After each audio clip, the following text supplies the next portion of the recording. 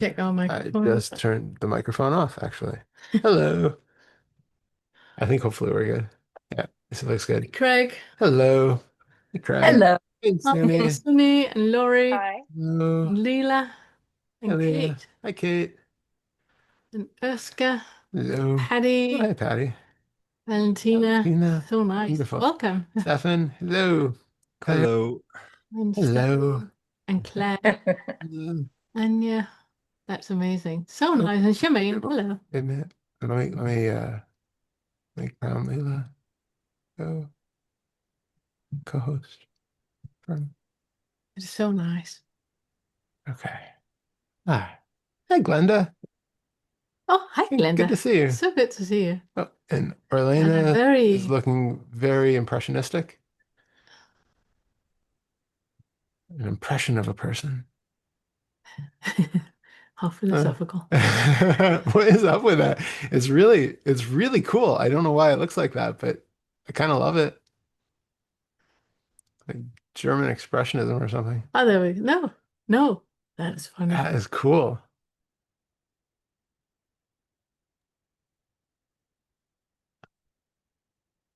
Oh, well, here I am. That is wild. I don't know what's happening, but it's fascinating to watch. So thank you for that. It's very cool. It really I've is. never seen that before on my Zoom meeting, so I thought maybe it was in the camera, but I No, but don't it's know. not because if you take your hand towards the camera, it disappears. It's like a lot of people, they have There, yeah, your finger is yes. clear. So it's like a lot of people that have the blurred background. Yeah, At I least, see yeah, so the blurred blurred foreground. foreground. Oh, Oh, there you there go. we go. There we go. Hello. Yeah. What happened? What? I've just pulled the camera closer. Okay. Ah, so it's You the might, blurred background that makes the foreground blurred if the camera is too far. or That's maybe weird. are you using a USB camera or is it the like built No, in? it's built into the iPad. Weird, weird, weird, weird. Very Oh cool. well. So good to see all of you. Thank you so much for being here. It's really enjoyable. We Yeah, so look forward to every single month when we have our inquiry groups. we do. And it's also nice to see new people. Yeah, welcome to everybody that we haven't seen before. How it normally works is that you raise your virtual hand, and then you have the opportunity for one to two Too. um, asking us, whatever about whatever is going on in your process at the moment. If you have issues with the curriculum or there's something that you're stuck in that you need support in or in seeing things differently, then you're more than welcome to raise your hand. And we have a list from last time Yeah, we where ran over. we Well, we ran out of time. yeah, And yeah. yeah. And it's Anda and Ahmed and Nicole. And I can see so far it's only Anda who's here. So Anda is the first one to ask a question. And I just want to see for good measure, the next meeting is on the 21st of October. October. So, yeah. Yeah, Well, is there anything else? I don't think so. not really. We Oh, yeah. I have considered making a new recording of the first lesson in the first Fetter. I'm going to make a new recording of that sometime. I've been talking about that for about a month. That's why he's laughing. I've been saying, today I'm going to do it, and then I'm not. yeah. But I'm considering doing that. So now it's more accountability. I have Yeah, to do it good. now. That was really wise. Yeah, Yeah. because so many things have happened, and I started the first lesson in the first feta was recorded on January 1st, 23. Yeah. And that was before I knew how extensive the curriculum was going to be.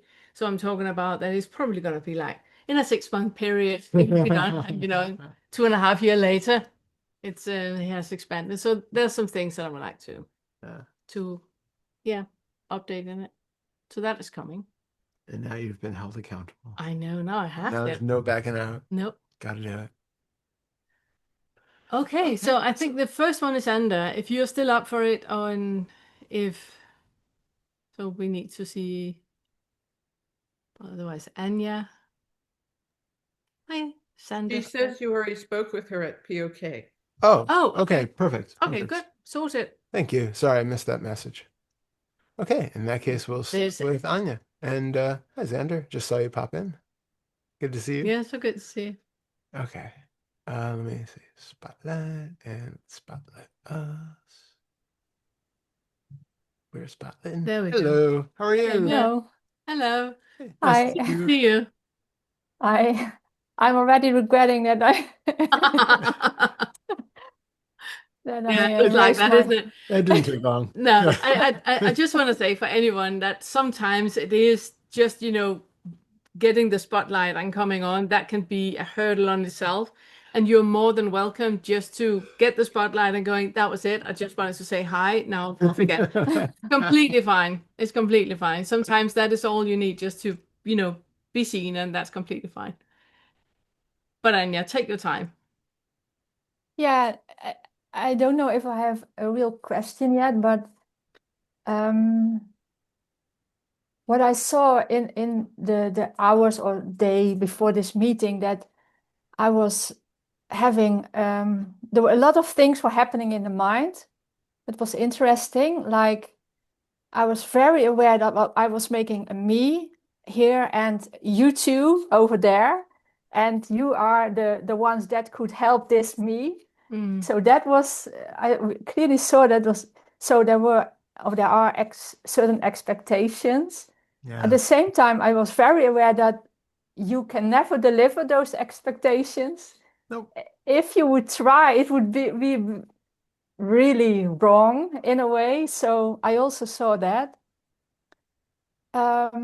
So the point is that I come to see more and more and more that it's all happening here.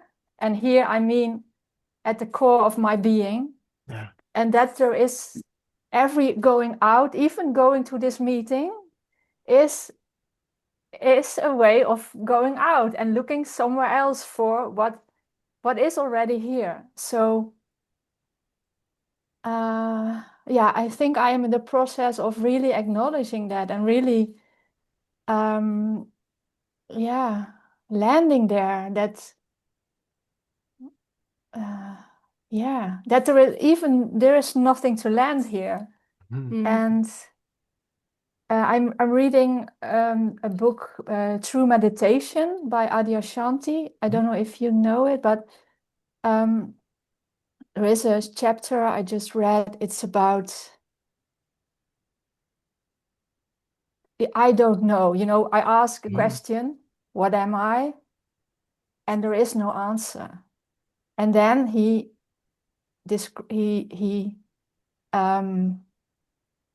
sort of says that you could try to really visually, and he uses the term kinesthetically, really feel this, that you don't know. And that's also something I'm trying to do, but there is really acknowledging that there is not, yeah, that there is nothing in a way, that's still, yeah, I'm still,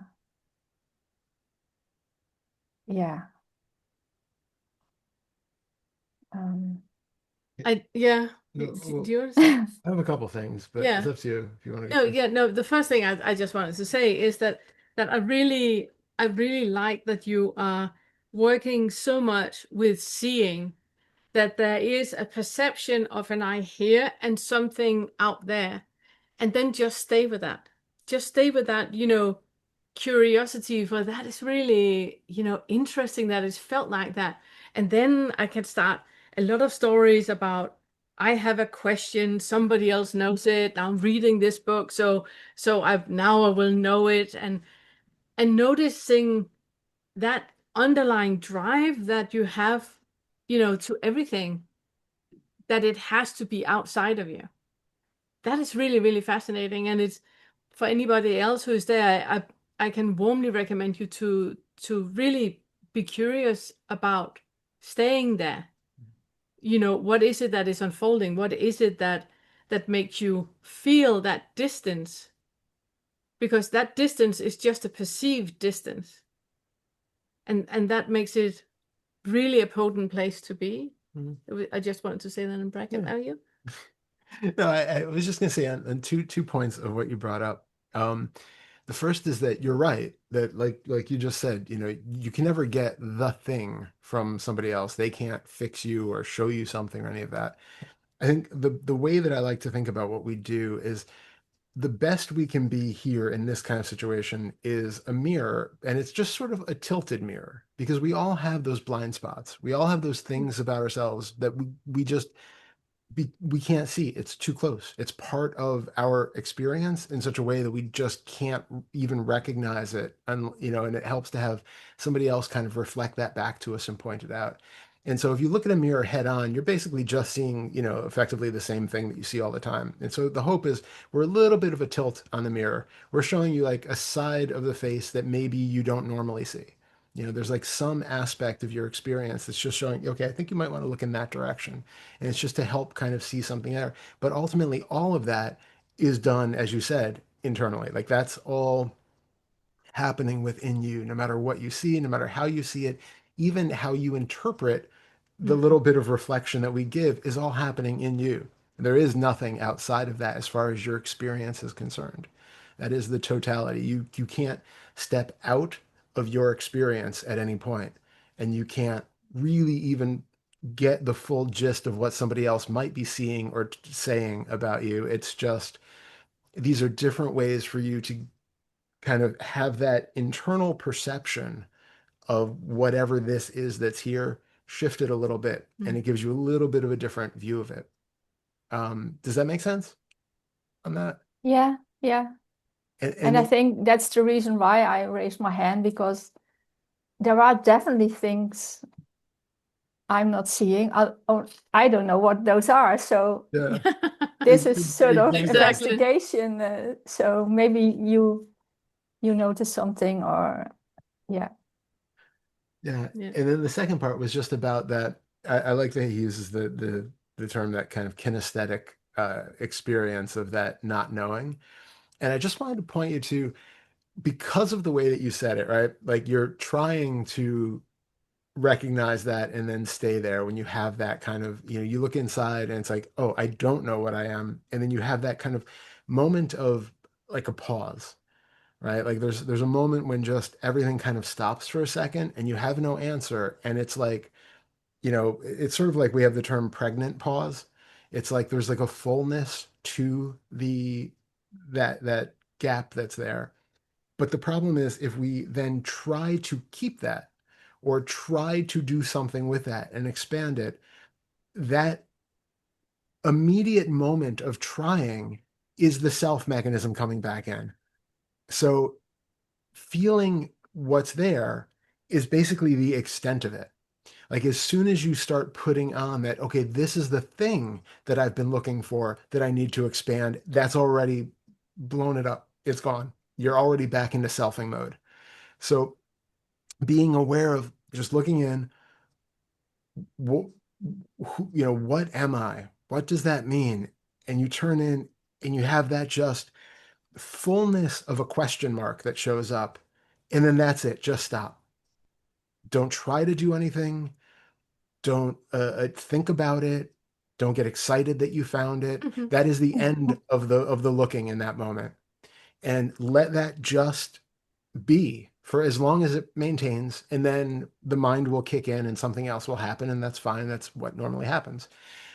But instead of we have to kind of undercut that grasping, seeking, that's the thing I want, oh, I got it mentality, because that is the exact selfing mechanism that is coming online and obscuring that open neutrality that's there. Does that? Yeah, that's exactly what I've been noticing very intensely last couple of days, that there is this, I call it here. Mhm. For me, this is the here, let's not put word on it, here, and then something is made, and then again back to here, and then something, and it's just seen. It's just, I see it, not I, but it is Yeah, seen yeah. that something is made, and then, oh, Yeah. that's not it. Okay. I'm back to here, and then Yeah.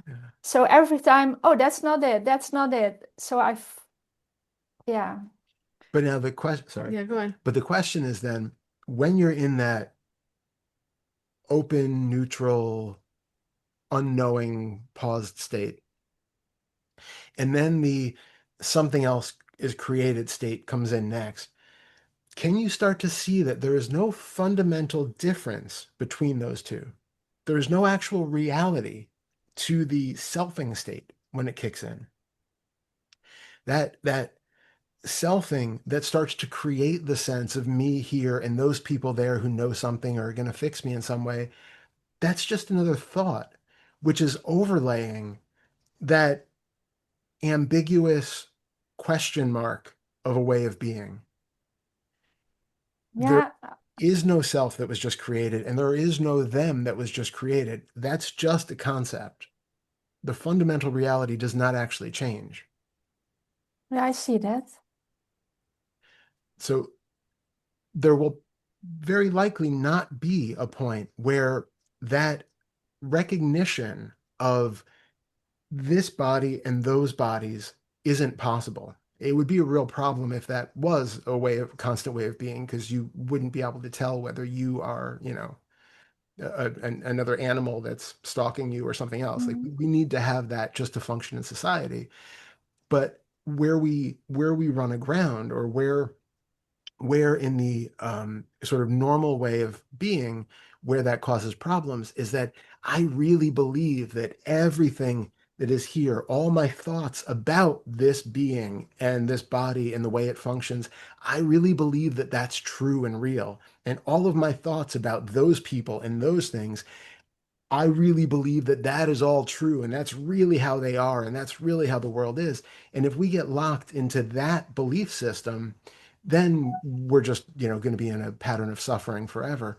But if you can see that this is just an ambiguous question mark, we don't know, and there is just that non-self experience of just being, and then we recognize that even when there's a thought about something out there and a thought about this, that is just a surface level thought. It doesn't mean anything. It doesn't touch that experience, which is ever present underneath it. And then it Yeah, doesn't matter whether those thoughts come up. It doesn't matter whether that concept of self and others there, it's not a felt reality the way that it once was. okay, maybe there's still, because I see very clear most of the time, very clearly that this little thought is made and this whole immensity is untouched. But there is still something that is hanging on, or yeah,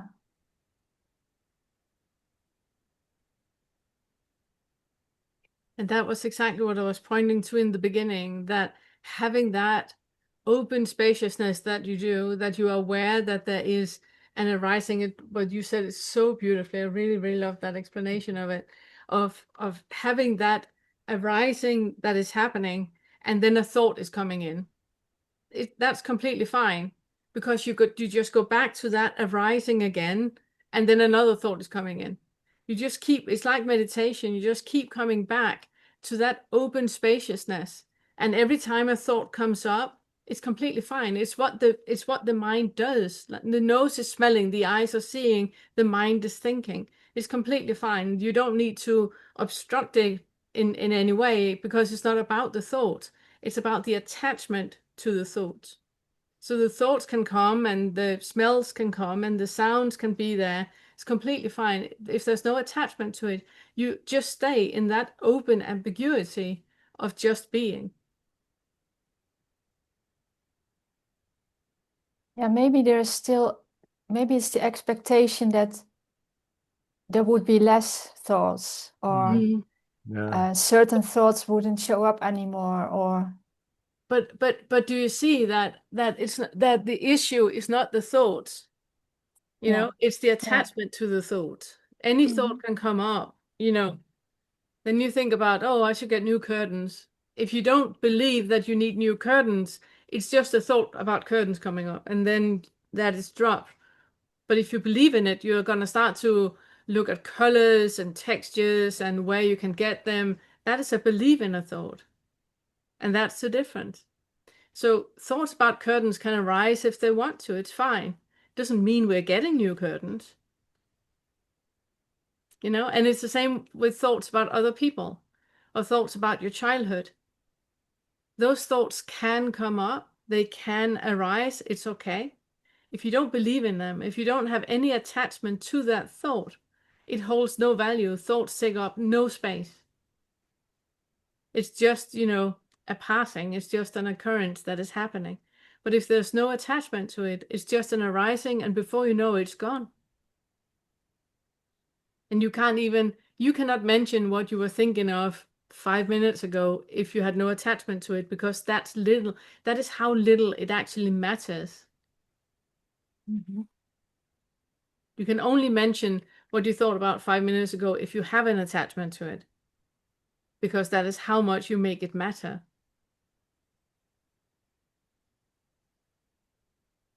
So just staying in that openness, like you so beautifully put, Okay. and notice that ambiguity, that question mark that is there.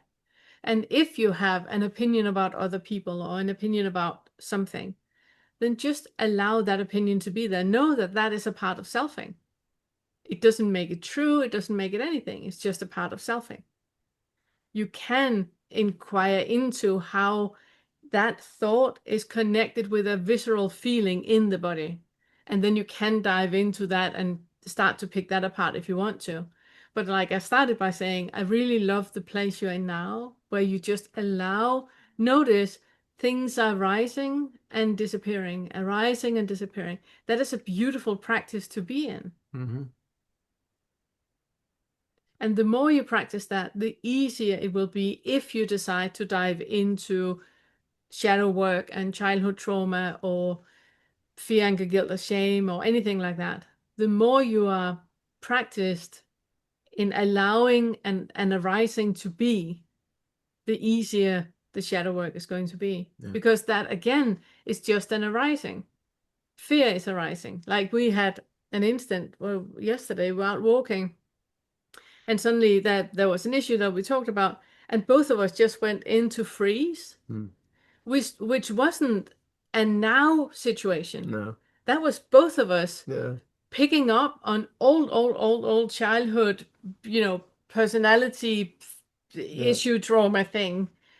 So both of us, and we were walking and laughing about this. This is really, peculiar, because we're two very capable adults, and yet both of us was out walking, and our bodies felt exactly like. I recognized the feeling of freeze from my entire childhood. And you had the same. And we were walking and talking about, isn't this bizarre? Yeah. And just imagine if we believed in that. Yeah. If we believed that what I feel in my body right now, that is true, then we would be completely paralyzed, ridden with fear, because we feel stuck in that freeze notion that is so old.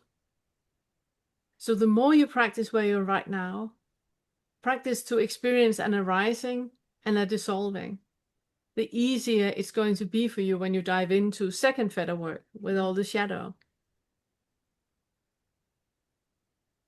Yeah, I love that. Yeah.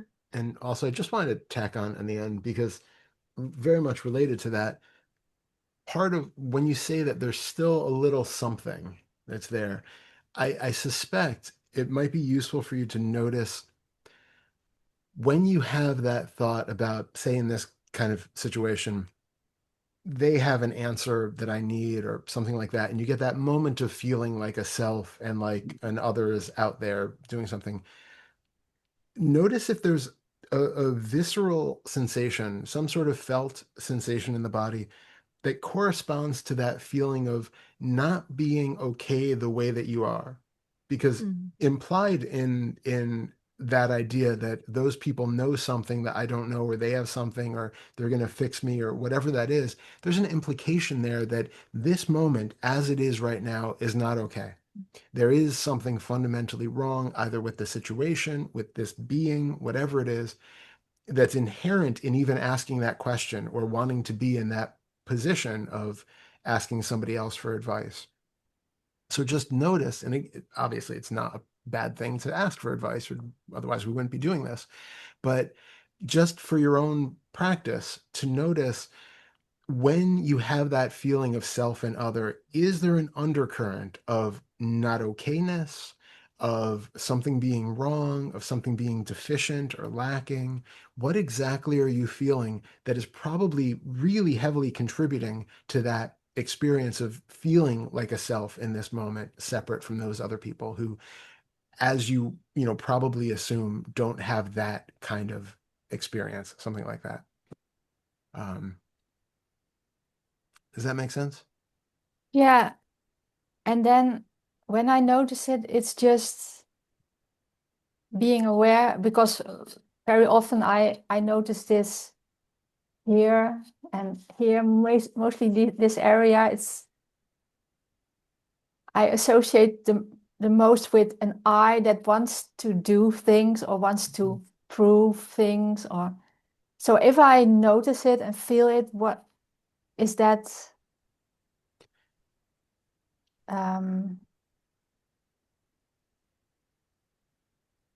Yeah, I'm looking for a prescription here. Well, there's a couple different things depending. So on one, like Pernilla said, the second fetter work is really important for that sort of thing. Because if you do have an underlying belief pattern about not being good enough or, not being enough or anything like that is something that needs a lot of like second fetter kind of work. Um, and that can be anything from, the reparenting to affirmations to body exercises and things. I mean, we have lots and lots of stuff on that.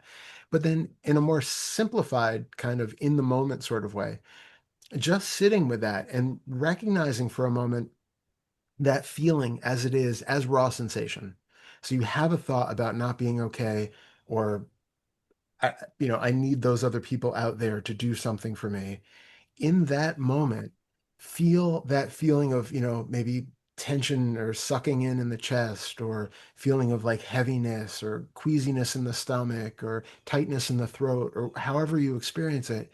And then just be with that raw experience, not with the thoughts that this actually means that I'm in some way deficient or in need of help, but rather just that you breathe and just experience and see that that is just sensation that does not have any actual bearing on the moment.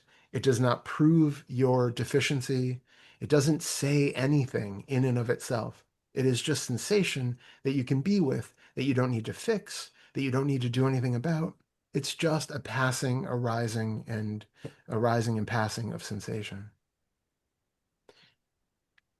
Again, it's also useful to do all the second fetter stuff that kind of gets a little bit deeper, but in the moment, it's like a quick kind of meditational check-in where you're aware of the fact that there is a selfing experience going on, and that selfing experience is being created by a thought about me and them, but largely it's also being created by this visceral sense that something is not okay, and that something that's not okay is like the definition of this being.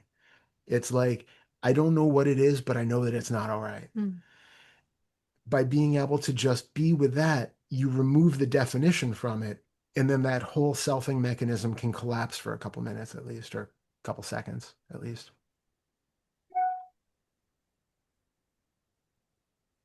Okay, yeah, I'm sort of alternating between second and first feather. So yeah, sometimes one thing is on the foreground and sometimes another. So Yeah. Perfect. yeah.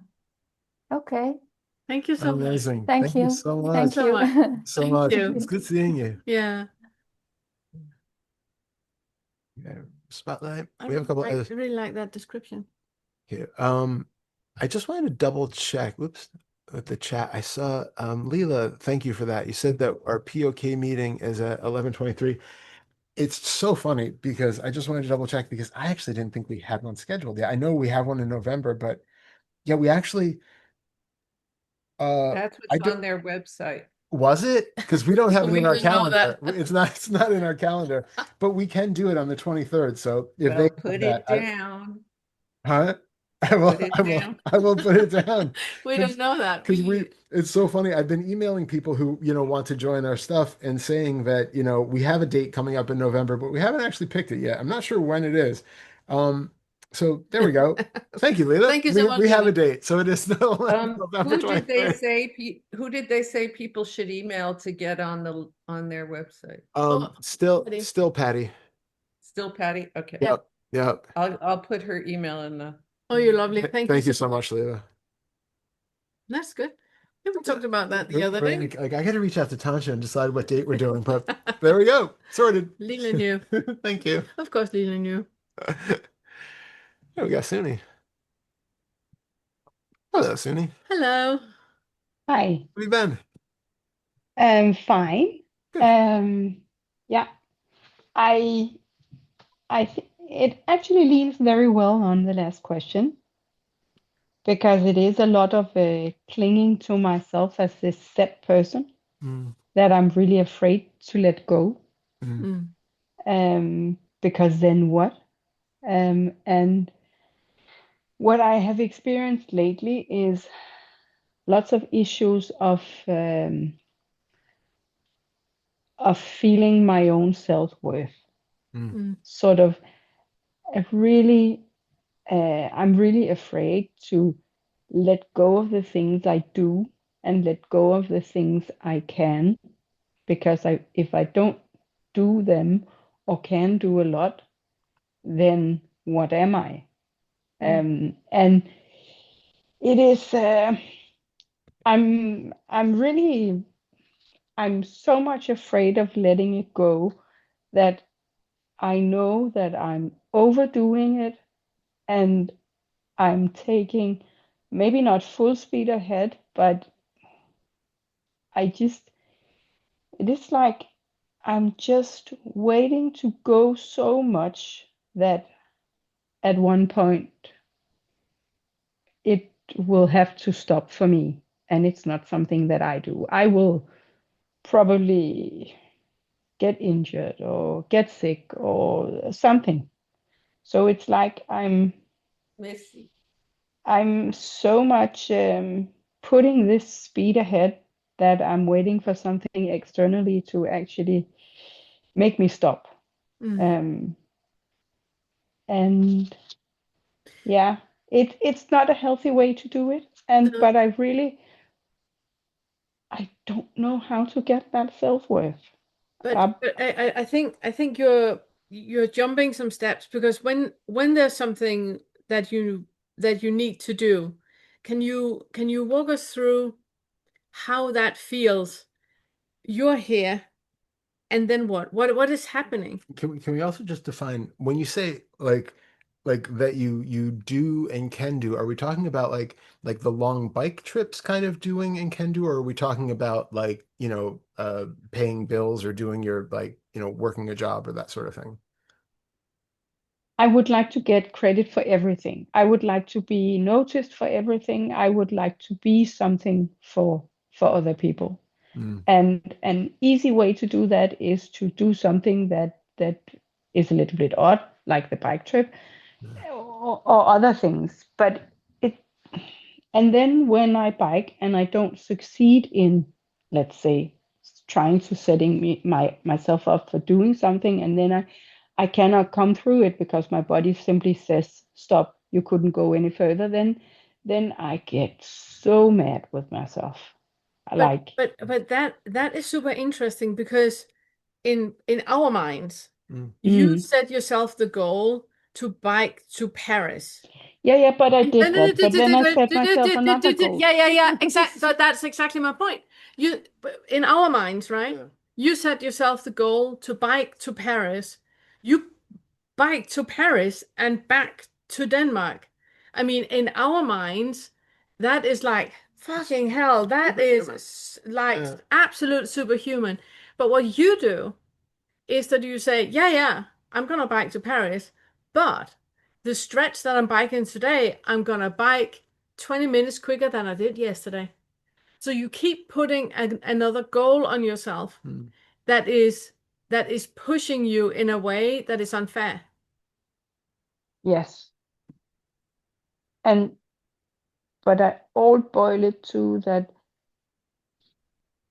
I simply cannot see the justification of me just being. I know it's what we talked about, that there is the can say do and there's the be. And if you don't have any value in the Mm, be, then you can kind of fake it as a human by can say do a lot of things that people yeah, appreciate. So the yeah. be, the Sunni just being doesn't hold any value at all. It's the brownies you bake, it's the bike trips you do, it's the insights you say, it's all of that that counts. It's the can say do. But do I need to let go of all of it? No. Oh. Yeah, well, I was going to say it depends on what you mean by let go of. You Yeah. can still do those things, but the question is the motivation of why you're doing it and what kind of hooks you have into completing it or getting a certain reward from it at the end. You can still Mm, bake brownies to your neighbor. If you're baking brownies to yourself and you think, oh, I'm gonna bring some to the neighbor, you can still do that. It's completely fine. But look into why you Yeah. want to bake brownies to the neighbor. What is it? What is the payoff? What is it that you are indebting the neighbor in? They need to see me as a great neighbor. That is you mm. putting a lot of pressure on another person. That person is not free to dislike you. And what if they say, I'm on a diet, thank you, but no, and turn you away? I got diabetes. Yeah, I'm right. vegan. Yeah. So How dare you baking me brownies? I'm on a diet. how does that sit in you then? Is the whole process of baking the brownies then invalidated because they didn't receive them in the way that you expected them to receive them? Mm. Probably yes, because I would not feel my own worth. Mm. Mm. Um, But the thing is, the problem with the bind that you're in is that if you don't recognize, appreciation and love and if you don't have that to you, you don't recognize it when another person says it. Mm. Like mm, I just told you that we think you're so awesome. You're like superhuman for biking to Paris. I mean, that is just like, whoa, Yeah. absolutely mind blown. You can't receive that no, because to you, that was nothing. I was one of the slowest one in biking to Paris. I did not do as well as the 29-year-old biker that was there. I did not. So you can't even receive it. So you baking the brownie because you think then you're going to feel like a better human being and having a worth, even a justification for being on the planet if you bake that brownie. It doesn't matter because you can't feel the appreciation. You can't feel the love and the gratitude because it's not in you. And that's the magical thing. You can feel love and compassion and appreciation for yourself by just being. Yeah. But it is an internal job. It is something that you need to start to notice all the small things that you do that you truly appreciate. You went to the bathroom, you didn't pee your pants. Go. That is like 1-0 to me. You know, you need to notice all the small things that you do for you, all the things that you know, reach out to somebody just to ask how they're doing. And afterwards you think, that was really a nice gesture. I'm really happy you did that. Thank you. Go me. So you start to notice, um, actually I'm thinking my dad, he wrote a book that I can recommend you to get on the library. It's called Selvglad. mm, I can recommend you to read it. Not that I'm sitting and selling my dad now, but it's a really good book. It's a really good book. So I can recommend you to read that. It's about self-appreciation. and the difficulty in self-appreciation if it doesn't come from an honest place, and how we get, fake appreciation from the outside. It's never really hitting the right spot. It's a good book. So it's not so much about, I mean, because I'm sort of afraid of ending the cycle, this eternal loop of trying, and I don't know if the way to go ahead is that to stop the cycle, or is it to start appreciating, No, as you say, and questioning. then I don't need to stop the cycle. Yeah, I would start to appreciate what is arising right now already. So you making a cup of tea, you feel that you're a bit chilly and you go out to make a cup of tea, and then you have, oh, I'm really happy you just made that cup of tea because I'm actually a little bit chilly. Thank you very much. So you start to notice all of those small things that you do, that where you are doing it out of appreciation of you. And it can also be you driving to work and then you notice a beautiful sunrise and you just notice it. And you go, dang it, I'm one of those people that notice a beautiful sunrise. I'm really happy that I'm one of those people that notice a beautiful sunrise. So it's just those small things that you appreciate about yourself, that if you were your friend, those would be the things that you really would appreciate about your friend. Start to notice that, because then you will very soon see that it's not the brownie that does it, and it's not the biking to Paris that does it. It's the appreciation of the sunrise. It's the So when you're with a friend, poking your friend and go like, look at that, look at that. So you just share your being in the world with the other person. That is so much more value than a brownie. Not I'm dissing brownies at all. Anybody who lives in upstate New York, we're here. But I love that. Yeah, brownies. Yes. Yeah. Everything you said, and especially the brownies. Really, every time you just said brownie, I just got a little bit happy. Um, no, the thing is that whatever it is that you do, whether it's bike riding or baking brownies or anything, it's it has nothing to do with the actual activity. It's all about what that activity is supposed to provide for you.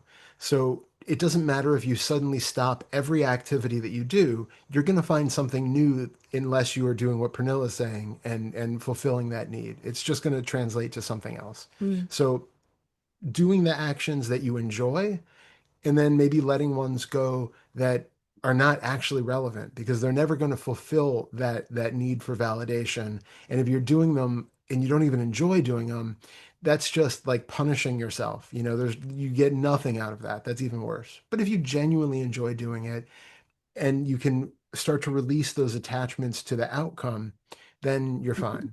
By all means, continue. What was it? There was something that I had wanted to say though. Oh, yeah. My question is, we've established very judgmental towards yourself. You set these Mm. goals that I need to fulfill this, and if I don't fulfill that, I'm not worthy. I'm going to set a goal, and then, as you said, I'm going to set another goal on top of it and another goal on top of it so that you're always in that position. My first question is, do you do that with everybody else? Do you find that you judge everyone around you as harshly as you judge yourself? No, No. Is I it? don't think so. Mm. No, no, no, I So don't. notice the discrepancy. First Yeah. of all, notice when you start actually judging other people, because it is also possible that you might do it more than you're aware of. And if you Mm. start to become aware of it, it's like, oh, yeah, okay, that was actually a very judgmental thought about that person. But then notice if you're not, if you're just really, really being kind to other people or not thinking those thoughts, also notice that and let that inform so that every time you think a judgmental thought about yourself, that gets a little flag on it too. So you start to become aware of the patterns of thought of how much judgment is in the thought train in general, whether it's directed outside or internally. And then you can start to get a sense of how this is part of the programming, one way or another, either that everybody else is okay and I'm terrible, or actually everybody's a little bit terrible and I'm maybe just the queen of terrible. However it is, like there might be something like that going on. And then this is a very obviously oversimplified kind of example, but I think it's good metaphor for where we're going when you talk about the can say do versus just being. Do you appreciate flowers? Yes. Is there, when you're looking at a flower and you're appreciating the flower, is it because it has a purpose? Is it because it is, giving food to other animals and then Pollinating. pollinating and then propagating itself and creating more, and it's giving off oxygen? And I mean, do you have that where it's like it's only a nice thing because of the job that it does? Or can you appreciate it just for the simple fact that it's there? Do you know what I mean? Yeah, I do. Because I would never think about that it is only worth because it gives food to bees. I Exactly. mean, I look at it from I could say selfish perspective because it gives me pleasure in the eye or in the smell. Yeah. Um, and it gives a beautiful color but that's for me. Um, yeah.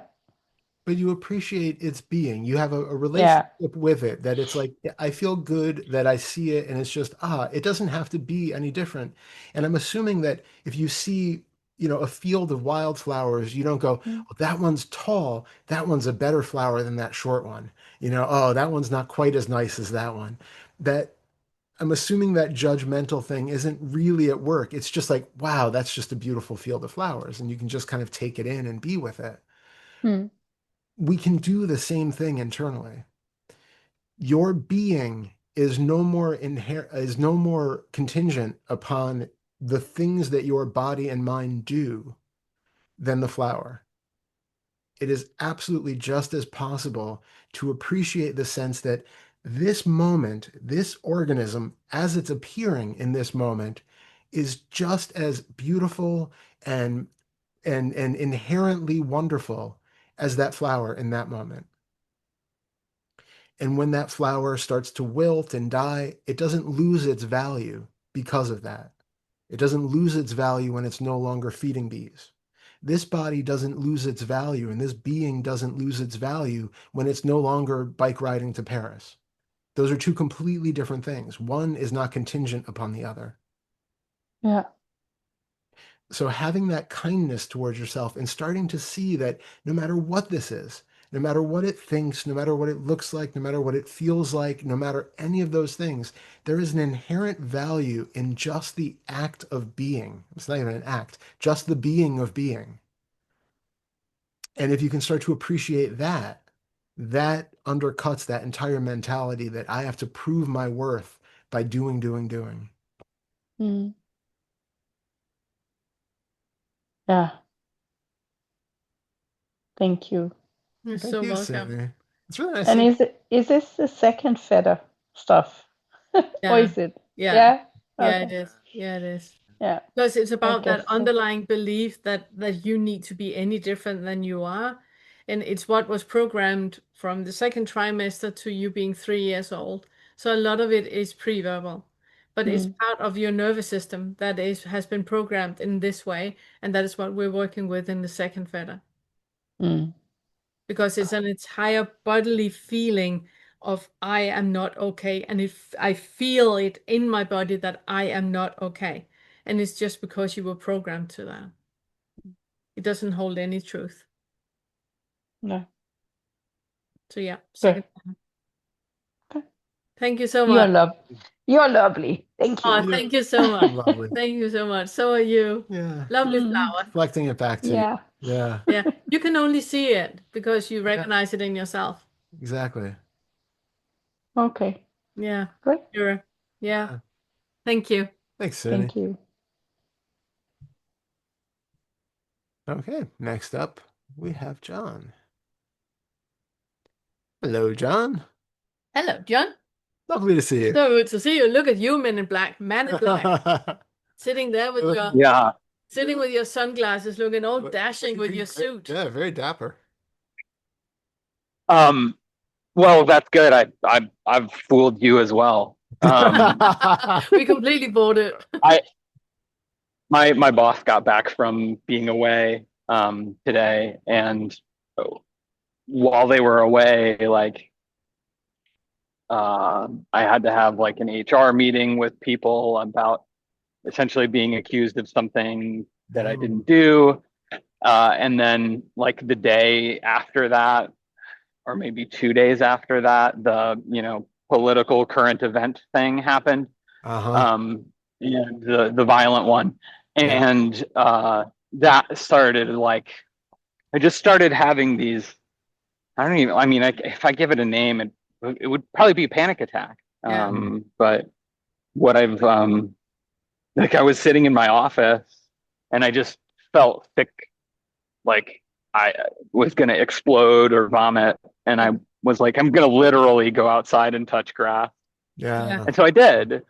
And I went outside and I put on like a playlist and I cried for like half an hour, just sitting underneath a tree. And then I sat on a bench and did the same. And I don't know. I mean, part of this is that I'm not quite sure what to ask or what to say, because it's like linearity, connectivity, like centeredness, solidity, like come in and out of uh, presence or awareness or form. And it's like, it's been a lot of just like sitting with that visceral feelings of the panic attack. And then so I'll tell a story, I guess, about one granular event. So I got home after, I don't know, I'd had too much caffeine and I was like, my heart's racing, I'm all amped up. And then I'm also having this sort of like despair. It's really funny, that measurement thing from psychology, the GAD-7, like it's a questionnaire that you ask people. And one of the questions is feeling afraid as if something awful might happen. Yeah. Like that's the exact wording. And I was like, wow, that's such a perfect illustration of this. Yeah. So I sat down on the couch and I was like, okay, I'm just gonna look literally, like, what in my experience, like, is there a mental image? Is there a thought? I mean, I don't see mental images, but is there mental words? Is there a sensation in my hip that says it shouldn't be like this? It's not supposed to be like this. It should. This isn't how it is. And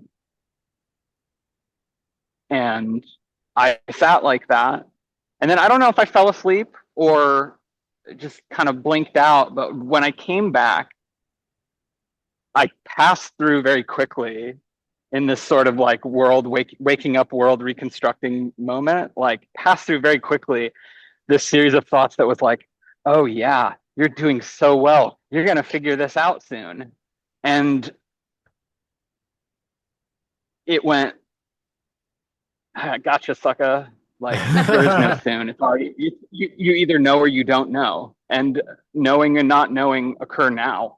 Yeah. And now I don't even know what's going on. Something's happening.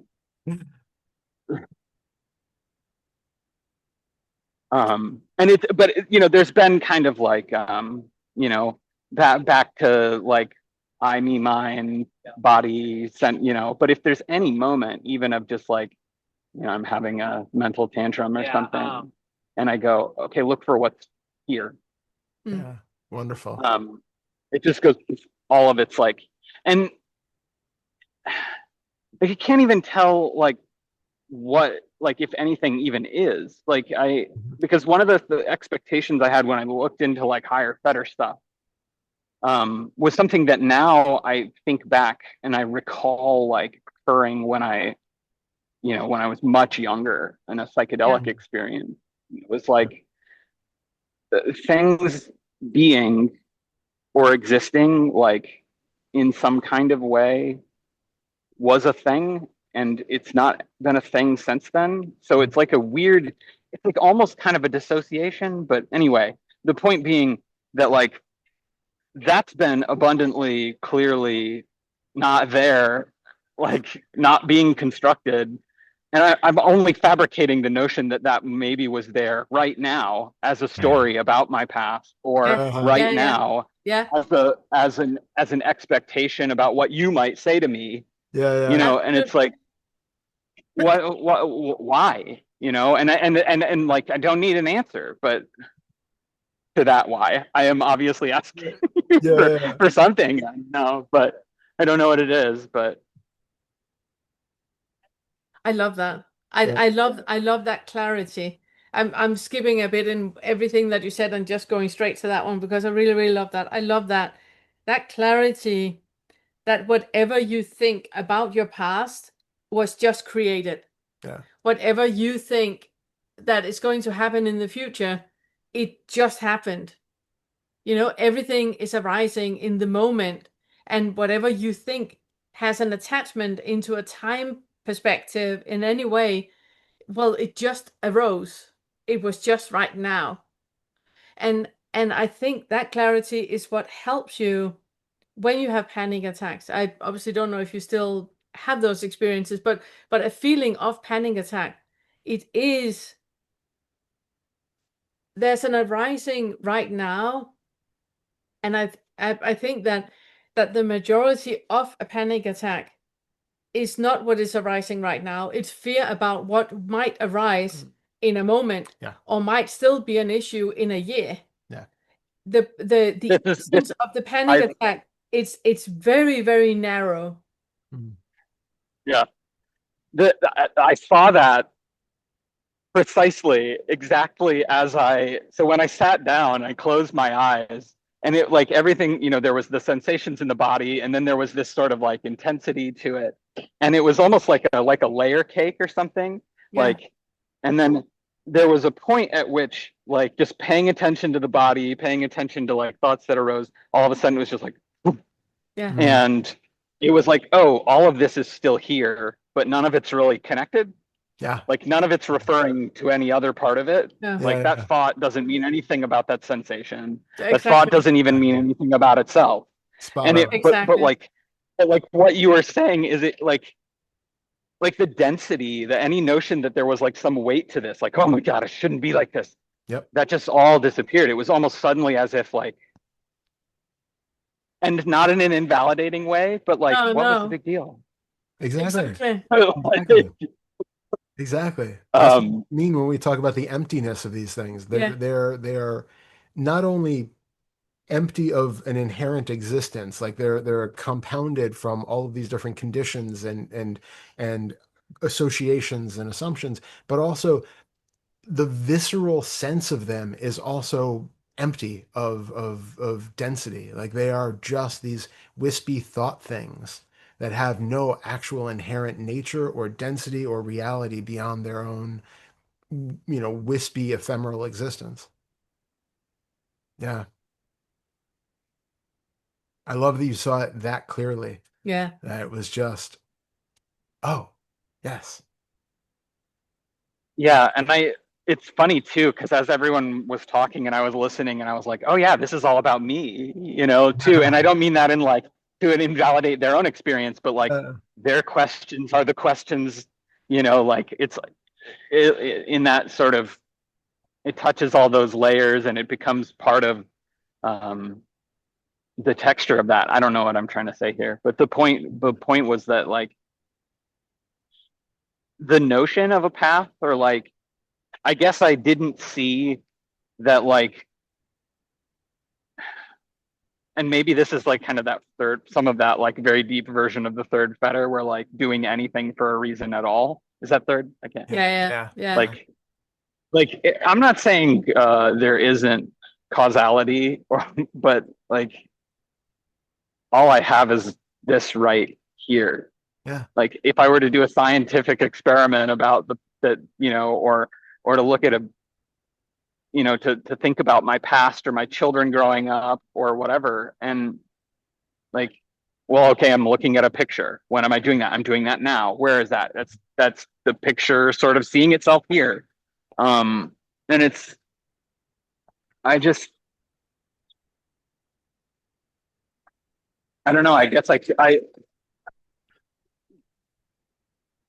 expected more, but I'm disappointed in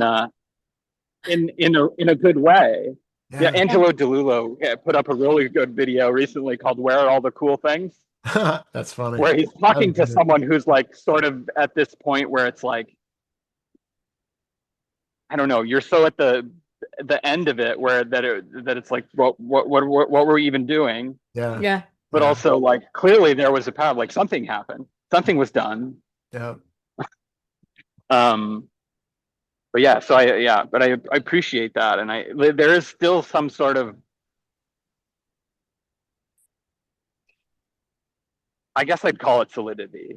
Mhm. Yeah, solidity and center, that's prevailing. But if I ask myself, if I just try to ask myself, like, how do I, like, let's tell them about how much and where it is and when, and it's like, well, is it here now? Okay, because if it is, then it's here. If it isn't, then it's not. Yeah, exactly. Anything else is the story about some other place that's not here. Exactly. Yeah, exactly. Exactly. I'm in front of the brain rock. I saw That that is on video, so and I was cool. wondering what that was. I It's love so that. cool. They had to move it to the med campus because the college students were peeing on it too much on the way back from the bar. But so here, so oh, humans being human. yeah, but it was like that's that thing too, where like even the stone Buddha dances, right? Like that rock moved itself across campus. Like, anyway,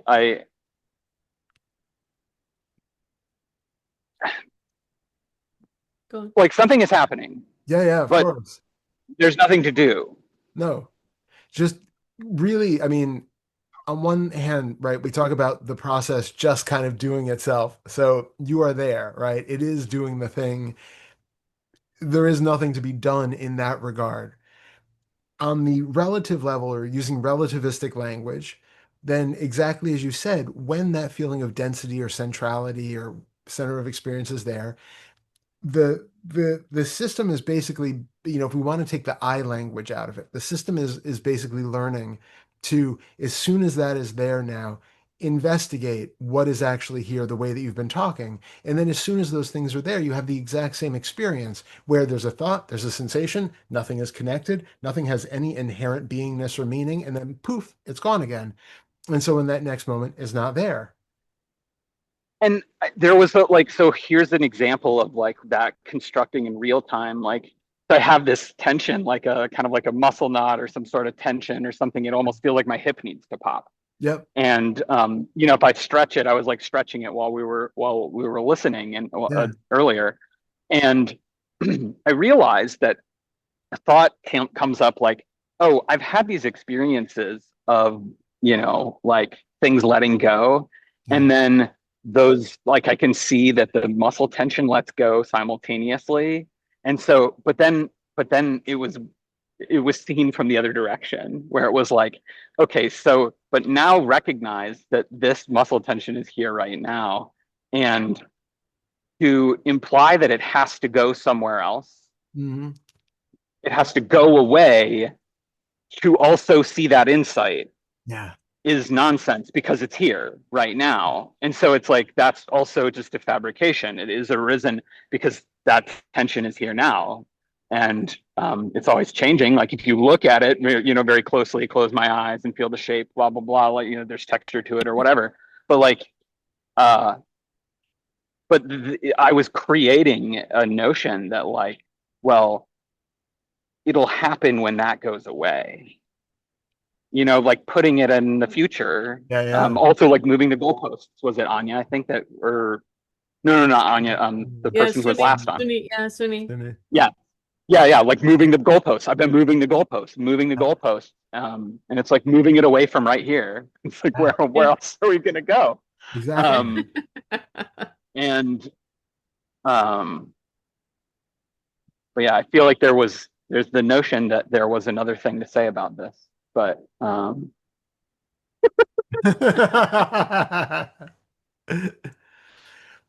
The only caveat, and I give this now only because I mean we never know when we're going to see people the next time, and ordinarily I might wait a while, but just in case, um,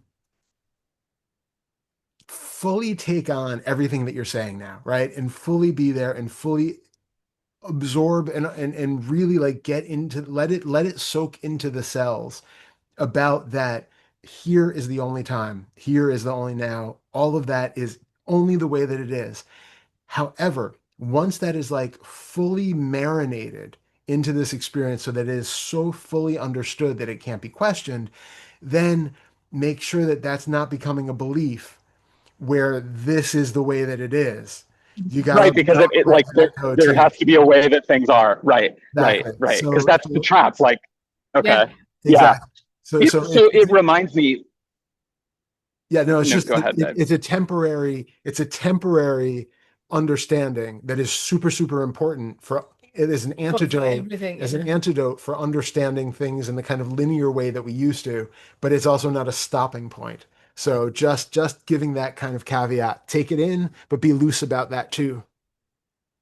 Okay. The thing that I was going to say arises, Zongsar Khyentse Rinpoche, in a talk, he was giving a talk to like a Western audience. And he was saying, someone asked him about secret practices. Mm. And like the sort of Vajrayana Buddhist concept of inner, outer, and secret practice. And he was like, don't think of it like, like secret, like the way we think of secret here. Think of it as, if I teach you this, and it isn't like something that can be absorbed in your frame of mind, then I've just created something you have to let go of. I've created something you have to forget. So like all of these times when I hear people, in the past, which is, a story anyway, people saying, oh, it's here, oh, it's just this, there's nothing to do and no one to do it, there's that little bit of me that's like, go fuck yourself. It's very clear there's someone here and something to do. And so, but like, yeah, I don't know. It's like, it's much more clear what that means now. Like, but it's like, but it's also that recognition that it's like, there is no way that things are. Yeah. Exactly. And it just creates that full open flow where everything is just freedom. Whatever is arising in you is just completely free. Yeah, you're allowed to arise. Yeah, that's okay. That can happen. And on the externally, people can say and do whatever is happening, whatever is arising. Yeah, that can happen too. Like you just started by saying that horrible incident that happened that influenced so many people that and we live in the States, so it's basically like which one? Okay, never mind. But having that is okay too. That can arise too.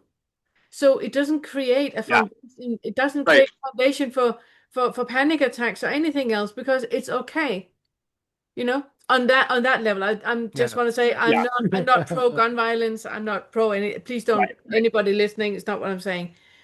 But on that other level, it just sets things free to be the way that they are. Things can fall. All the Mikado sticks can fall the way that they fall, and it's completely fine. Because I thought I wanted. Yeah, No, go it's ahead. like there's a constant pushing the reboot button on the experience. Oh, this is how all the Mikado sticks fall. Reboot. Oh, look at all the Mikado sticks lying here.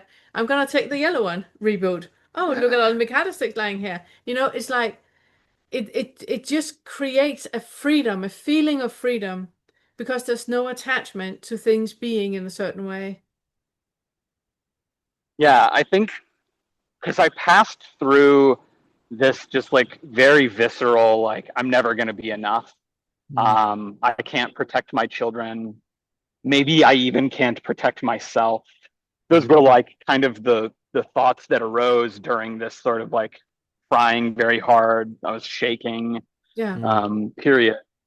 And I guess to like what you just said there, it's this notion that like I think I wanted to be free to do whatever I wanted or to do things or to have things, but like no, the what I really I don't even want it. Like it's just the freedom to be what's here already. Yeah. Yeah. Yeah. Like sort of the ultimate freedom, I guess. It Yeah. is. Yeah. Uh, Which yeah, because it's you like can't it help doesn't but need to be. be anything else. As you say, Exactly. warm bath or root canal, Yeah. right? Yeah, Like exactly. Exactly. Exactly. And it can't be other than it is. And so it's really just that equanimity with this is how things are. I am here. This is what is here.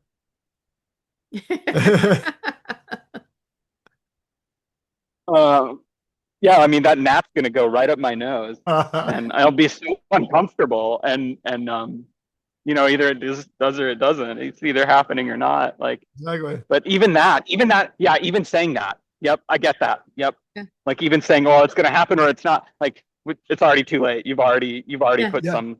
You've already made something out of nothing. You all Completely. exactly. Completely. You already created something out of nothing. Because Exactly. so far it has not. And once it has, the body will probably sneeze or do something and blow it back out. And then that's what is happening in the moment. And It really is doing nothing, isn't it? yeah. I tried really hard to do nothing before this. Isn't it ironic? We put so much in What? that idea of being able to do nothing or quiet the mind or any of those things, and it is just forceful selfing which creates that impression that it is possible to not do. The not doing is just the automatic everything as happening. There is nobody there who is actually doing the doing.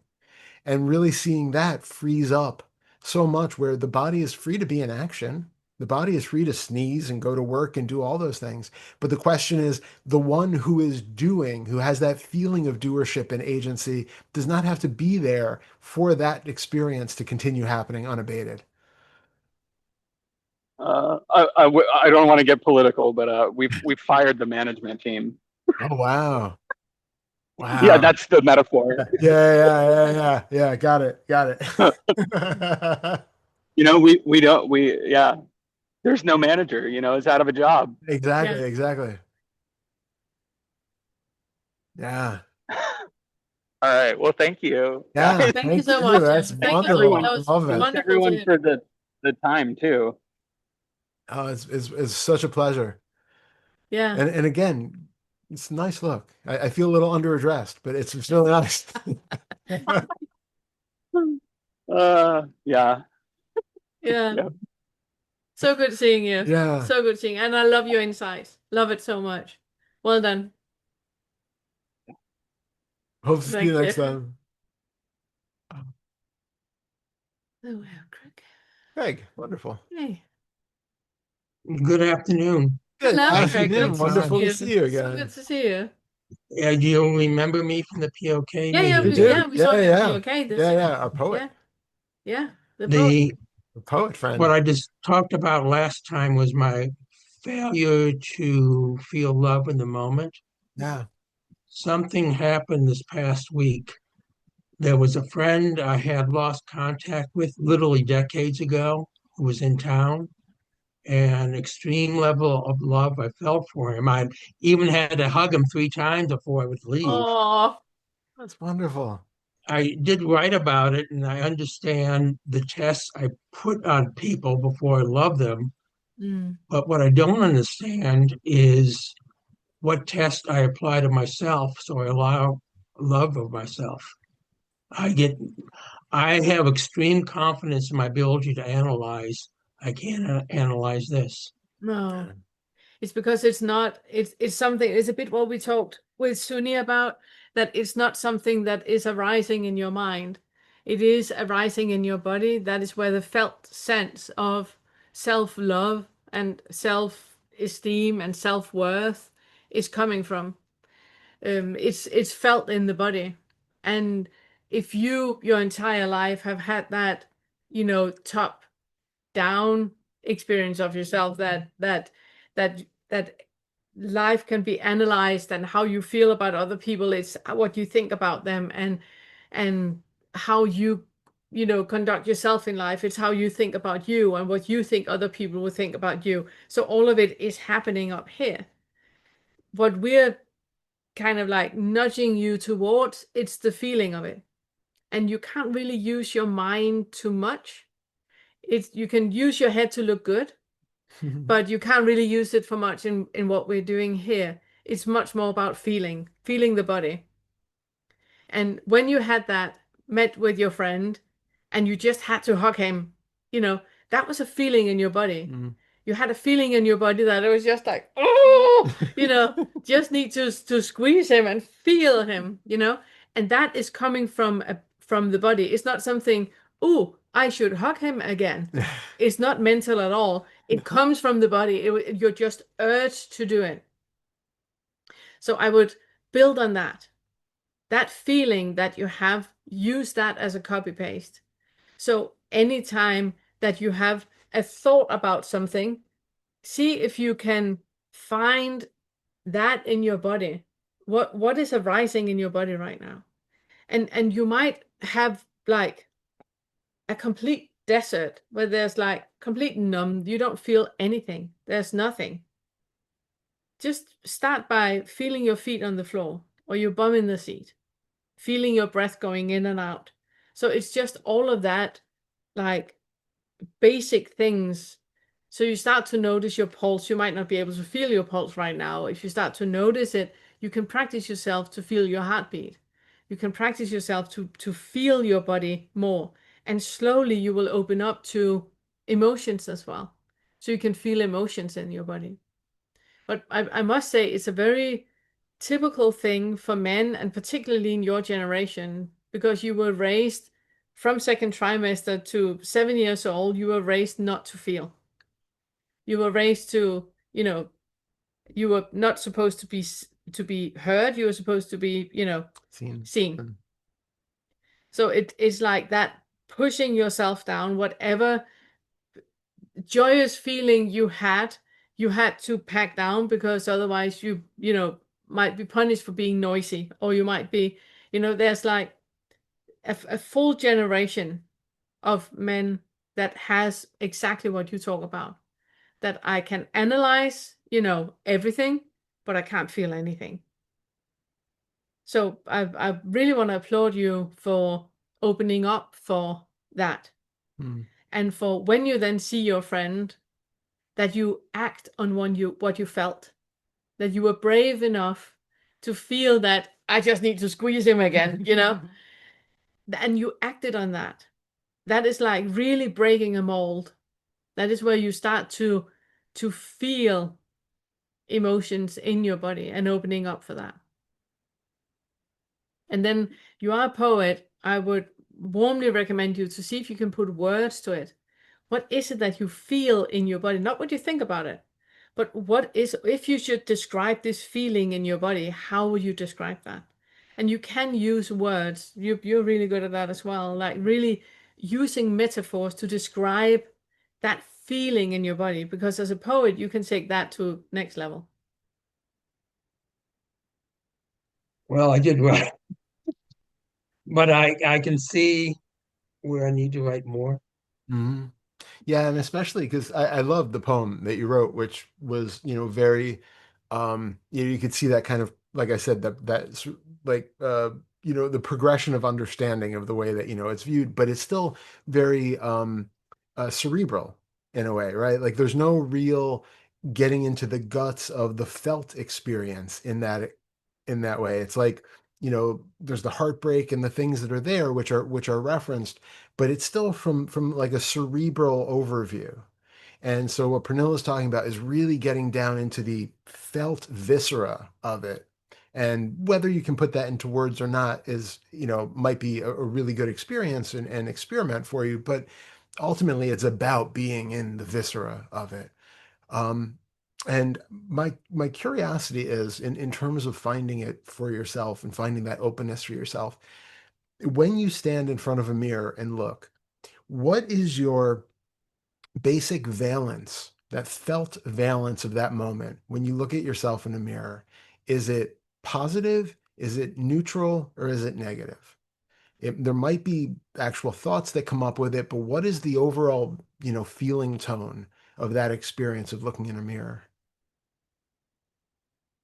Looking at my image on the computer display, I would say it's more neutral than anything else. Okay. From the neutrality, does that does the neutrality itself feel disconnected? Like, if you're looking at a white wall, you probably don't feel that much about it. It's probably not like, wow, it's just a beautiful White heart, wall. heart opening white wall, or it's not like, oh, that's a terrible color of white wall. Like it's just kind of neutral. There's like a detachment where you don't really feel anything about it. Does this neutrality, is it open enough that it could lead to some connection of uh something heartfelt about it? Like the neutrality of a white wall doesn't really, there's no characteristic of it which we can kind of grab onto to find some sense of love for it. We can stretch to do it, but just for the sake of the metaphor, it's kind of a surface level flat blank thing with not that much characteristic. When you see yourself in the mirror, there are lots of things, right? There's the actual physical appearance, or we're looking at the video screen right now. There are lots of visual cues that your eyes are picking up on, but there is a lot of associations in the history, a lot of comparisons between what's here now and memories of how your image used to look in a mirror. There are lots of thoughts about and feelings in the body about um, the way that this being carries itself and presents itself and how it has viewed itself, that lens through which it has made its self-image for all the decades that you've been alive. All of that is kind of present, if not explicitly expressed, every time you see yourself in a mirror or a video screen. So the question is, if you can have that kind of neutral the neutral experience of just seeing the image, that's kind of a good way to start because you're not inherently looking at it through a negative lens. Also, having a little bit of a positive tint may be helpful. It may be not. It could end up, in kind of egoic places with that. But can you find things when you look in the mirror that you can create sort of a heart connection to, where I don't feel, it's particularly good or bad. I feel pretty neutral, but I actually like that thing about it. I feel some sense of connection to that. I feel that that is lovable in some way, that I actually appreciate this characteristic, that you're temporarily using this as a tool to kind of find something, some characteristic there that you appreciate and that you're grateful for, or that really feel is inherently lovable. And if it's difficult doing it with your own image, especially in a situation where you're on a video screen, you might do that kind of dissociated game where you pretend it's actually somebody else. There's really no way to tell when you're looking at the computer screen that this is you. It could be anybody else. You don't, it's only the memory that says that that's what I'm supposed to look like. But you're out there, right? Like I'm in here, the person on the computer screen is way there across, a few feet away from me. So clearly that's not me. So if you can have that kind of dissociative experience with it, where I see that person and actually he has such kind eyes and he has this very relaxed way of being and I appreciate that in a person. And if you kind of do that with your image so that you start to find those qualities that you appreciate and can have some heartfelt connection to, you can start to kind of feel that moving in the body. And then that's like a way to kind of, pull the engine cord and get it starting to run a little bit. Does that make sense? Kind of. The word that resonated with me the most was when you said gratitude. Mm, Gratitude is something I find difficult to feel mm. and Yeah. express. It's dangerous to express it. Can you say more about that? Why it's dangerous? When you have gratitude towards someone, you're becoming dependent on them, Mm. Mm. That's and you can't afford to be dependent on anyone. it is a prime mark of existence that everything is impermanent. But that still doesn't stop us from being able to be grateful for what is here in full light of the knowledge that it will not last. It doesn't mean that we have to cut ourselves off from experiencing and for being grateful. Otherwise, there's no point in living, right? You know you're going to die at some point. So, why bother continuing if that was the case? But we do, because there is something to be explored and to be experienced and to live for. So we can be grateful for the fact that we are alive right now. It might not last another minute, but I can be grateful for the fact that I'm having this experience while I'm experiencing it, knowing that there's no reason to get attached to it because it will end, but it doesn't need to continue. I can be grateful for the fact that I have had the opportunity to experience this one moment with you right now, knowing that it's going to end. And we can have that way of being with everybody in our life, with every experience that we have. I mean, I assume at some point you've gone to see a concert or a performance or something else, and before you did, you knew that it was going to end, right? But you could be grateful for having the opportunity to see the performance or the have the experience of listening to the music or anything else. Because in the moment, as John was just saying, this moment that's here is the only moment that is here. So while you are here having the experience, the idea of it ending is still conceptual. We know based off of our kind of past history of seeing things come and seeing things go that it's probably the way that we're going to end up experiencing it. But right now, the end of this moment is hypothetical. The logical mind says it's going to end, but your direct experience of this moment is eternal. Your direct experience of the now is never ending. So if we isolate one aspect of it and say that right now I am with Pernilla, and in this moment I'm feeling her leg under my hand, and I'm really grateful for the experience of being able to feel her leg under my hand and be sitting here with her in this moment. That is the entire eternity of the now. Now, the mind can come in and say, yes, but then the meeting's going to be over and we're going to be standing and my hand's not going to be on her leg anymore. And one day I'm going to die or she's going to die and something's going to happen and we're not going to have this anymore. And the mind can construct an entire narrative around that. And then I can start to feel sad about that. And I can create all this, well, see, I shouldn't have gotten attached. I shouldn't have had that moment with her because it was doomed to end. But that just invalidates all of life. There's no point in having any experience because they're all destined to end at some point. So instead, if we can turn it around and let that knowledge about the conceptual impermanence of life inform us so that we can truly be present in the eternal now of life and really feel the gratitude that arises in that truly direct experience with life, then we don't need to worry about it ending. We get the juice out of the orange while we're eating it. And then afterwards, it's just either a memory or a concept that it's going to end, but we get the full experience of biting into the orange right now. And that's everything.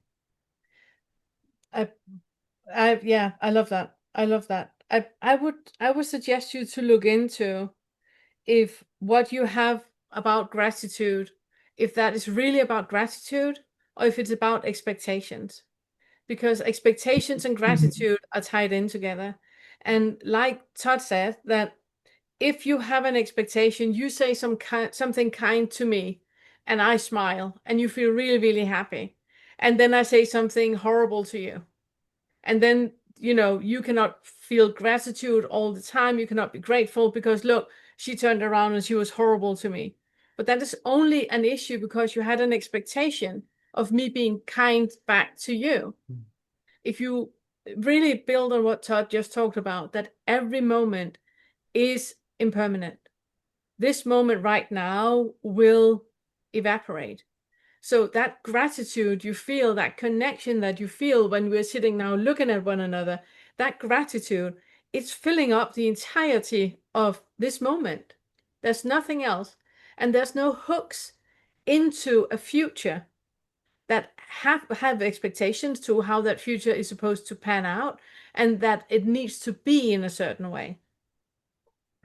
Expectations is when we in our essence feel scared or have fear. We're fearful for what is going to happen. So we are trying to create a scenario, a predictable scenario, so we feel more safe taking the next step into life. And what I started by saying with your generation of men, there's so much fear that is buried because life was unpredictable all the time. You never ever knew which leg to stand on as a child. And that has just created that padding around you and do not expect anything because you will be disappointed. But in your misconception about things, you thought it was about gratitude. And it's not. It's about your expectations because you can feel grateful. Everything Todd just said, you can feel grateful in this moment. You know that things are impermanent. You know that everything in its essence is empty. It is inherent empty until I put a meaning onto it. Which even means that back to the scenario before, you say something, I smile, we have a moment and we have that connection, and then I say something. Whatever I say is inherently empty. The feeling you have of being disappointed or angry or feeling let down or feeling shameful or whatever, that was just added on by you. Whatever was said is inherently empty. And in that, noticing that and going like, wow, look what I just did. You can feel grateful for finding that. Oh my goodness, I saw it with clarity. It was not what the other person said. I just did that. I just added that. What if I don't? What if I just let this feeling arise, this feeling of being let down and this feeling of not feeling safe or anything? What if I just allow it to arise? And the adult in me, I'm the adult in the room. I'm now noticing and just sitting with this, noticing what is happening. And then in a moment, it will evaporate because nothing lasts. Oddly enough, I wrote a poem this week about would I be remembered after I'm gone? Mm. And the conclusion was what's important is I expressed my words of joy in the moment and Yeah. connected with other people, and that's it. Yeah. Wonderful. Yeah. Exactly spot on. Exactly. Well, thank you. You're Thank so you. welcome. You're so welcome. One last little tag before we wrap up. Um, Based on, because also like what you had said about the fear thing, I think anytime that we have that seeming lack of ability to feel gratitude, it's also noticing if there is that fear, because of the way you expressed it, I think this is probably the case. Um, the fear of the loss of that thing. You know, as soon as I start to appreciate it and feel gratitude for it, then that is being synonymous with being attached to and needing it and knowing that it's impermanent and it's going to last. It feels like if I open myself up to it, I'm going to get hurt. And it's really that fear of being hurt. So, like exactly what you said, and then seeing if you can embrace things knowing that they are ending and see if you can feel that in the body, that sort of grief that comes up. Because I think that grief and the running away from that grief is the thing which keeps us forever in fear of having those deeper attachment, or I mean, deeper experiences with feeling truly grateful that we're alive right now, having this experience with somebody else or a beautiful sunset or anything that's clearly temporary. If we don't feel like we can handle the loss of that thing, then it puts us in that position where I would rather numb myself and not feel anything than to feel the hurt of losing it. And that takes practice to recognize that I can love watching this sunset and I can be so grateful for getting the opportunity to see this beautiful display of colors in the sky. And in 5 minutes, it's over. And at that point, I can be grateful that I just saw it and I had that experience. And I can be grateful that now I'm experiencing the nighttime. And I can be grateful for the walk home and all of those things. That you can find the gratitude in each one of those moments. Then what's here is here and it passes and it's gone, but something new is here. And can you feel grateful for that new thing that's here, no matter what it is? And that's a practice. So I really recommend actually also noting, because I've talked to people in the past who they felt almost like pathologically unable to feel gratitude, and there was like a that can become a very negative behavior too, where it's not just like a neutral, I just don't feel particularly grateful. That can take a really negative turn. And so what I recommend is actually, as you go about your day, find all of these little things that you are grateful for and kind of say it to yourself. So you're noticing, right now, I'm grateful for the feeling of the sun on my skin. Right now, I'm feeling grateful for the fact that I can stand up and walk across the room when I want to. I'm grateful for the fact that I have food in the refrigerator when I'm hungry. I'm grateful, all those things that we forget about because it's like, yes, but that's either just normal part of daily living that I ignore and take for granted, or I'm afraid that if I acknowledge it and actually say I'm grateful for having food, that opens up the door for me at one day not having food and being hungry. It's almost like there can be a magical thinking aspect where we start to feel like I'm going to, somehow curse myself by acknowledging that I'm grateful for this thing that I have. A lot of times people will get that, like, yeah, but if I acknowledge it, then that means I might not have I it one jinx day and it. I'll jinx myself. Yeah, exactly. So just be aware if any of that is kind of running under the surface and see how much you can just be grateful for the life that you have in every given moment. And that starts to build. I mean, in terms of the neurobiology, it actually really it changes the way that our brain functions. It changes the neurotransmitters, like it's and the hormones in the body. I mean, it's doing a lot of work. Just having this very simple gratitude practice changes the chemistry of the system on that level. But it's also really helpful in opening up that conceptual side of things, where you are no longer putting extra extra weight on the ability to have gratitude and appreciate the moment. You're just free to do it because you're not adding anything to it based on fear or based on um, uh, magical thinking of jinxing yourself or anything else. It's just And a and real, and it also creates a very, very present awareness in the moment yeah, because you're constantly looking for things you're grateful for. yeah, It's like playing that game, looking around in your room and find all the things that are blue. yeah, And suddenly you notice all the things that are blue and many, many more things than you actually thought you had in the room yeah, that are blue. So if you start to notice things you're grateful for, you open yourself up to actually noticing much more. I'm really grateful for the color of this apple. yeah, You yeah, wouldn't have noticed any gratefulness for a color of an apple yesterday. yeah, But just opening yourself up to noticing where you are actually grateful and appreciate in this moment that in a moment, this color of this apple is not like this anymore. So it is Mm. a really point right now that that can be appreciated and feeling grateful for, because if you move that point just a little bit, it's gone. yeah. I mean, I feel grateful for the color of the apple. Now I feel grateful for the taste of the apple. And now I feel grateful for the feeling of the apple in my stomach.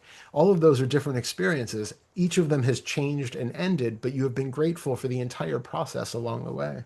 Mm, I love that. Thank you for your time. I know we've gone Oh, a it's Thank you little so fine. over. much. It's That's what fine. we're here for. It's Yeah, lovely to talk with you. yeah. Good to see Yeah, you. Thank you, Thank Craig. you thank so you. much. Hope to see Thank you you. next time. Have a good month. Yeah, Thank you. actually, yeah, Yeah. because we don't have anything Until between, 20. because POK is not until November, so yeah. No, but we have in October, Yeah, 21st of but it's a October. month from on this one, and then we have a POK a month later on Yeah. that. Yep. We'll see Have a you great then. month. Thank you. Thank you so Thank you. Thank you. Bye-bye. And thank you for sending the poem. We love Yeah, that. very much Thank you. appreciated. Oh, thank you. Thank you. Okay. Oh, yeah, I wanted to just check the chat because actually I saw Sunni wrote with a question. I think was we were talking about POK, POK, POK, POK, POK, POK, POK, email. Okay, Orlando also had a question. Procrastinate versus resistance. A thought pops up about something I want to do for a purpose, and unless I put it in my calendar with a reminder, notice, I forget. Even something that I feel good about, I seem to fall back into the old habit behaviors and then feel frustrated that I forgot and then recommit over and over. Yeah. Oh my God. If I don't have things in my calendar, it doesn't exist. It doesn't happen. If I don't have a reminder on even basic daily things, it's gone. And it's not that I procrastinate. I simply have forgotten. Um, I think there's a huge aspect of us that is about accepting things as they are. Accept having that unconditional acceptance. That if you are a person like me that just need to write everything down, need to put an alarm on, need to put a reminder on, then that is just how it is. Creating a scenario where I wish I was different. Oh, now I forgot again. You know, it it's Yeah. unfair. Yeah. It's unfair. This biology here is not created for remembering things that can be put into a reminder and a calendar. It's No. just not happening. So many other things are happening. That is not one of them. So I have alarms and reminders on in my calendar and my phone. It's going off multiple times every single day Yep. because otherwise things just won't happen. So there's something about unconditionally accepting things as they are. Yeah. It's a bit on par with wishing, being long-legged and blonde. If you're not, you're not, you know. But I was also going to say, um, you have things going on in your life, and there are times when the brain is just otherwise occupied or lacking of the energy to, some of those things just don't meet the level of priority, brain wise to be remembered. So even if you do want to do the thing, if you're thinking about all these other things and, having emotional stuff and all these other things going on, that might just not be part of what's available. But the important thing there is to not make it personal. It doesn't mean that it's necessarily you resisting and not wanting to do it secretly, though it is possible also that there might be some kind of clandestine, um, uh, mm, alternate, alternate. How do I put that? Like we the this biological organism, this mind body organism is not a monolith, right? It's not just one centralized being who always thinks the same thing and always wants the same thing. There are different competing thought patterns, different competing needs, and all of this. And sometimes part of this thought pattern says, yeah, I would really like to go to that concert tonight. I'm going to put it on the calendar. Another part of this whole biological organism might be like, there is not enough energy in this body to go to that concert and stay there and come back. Very convenient to just forget that that is going on then because, there is just not the bandwidth for that. And then that part that wanted to go to the concert's like, shit, I forgot. And then it makes a whole thing out of it. This is not just one unified being. So make sure that you're not making it into one, reflection of this one self who really is either self-sabotaging or whatever else. Or procrastinating. Yeah. Other stories. To, be open to the fact that it's just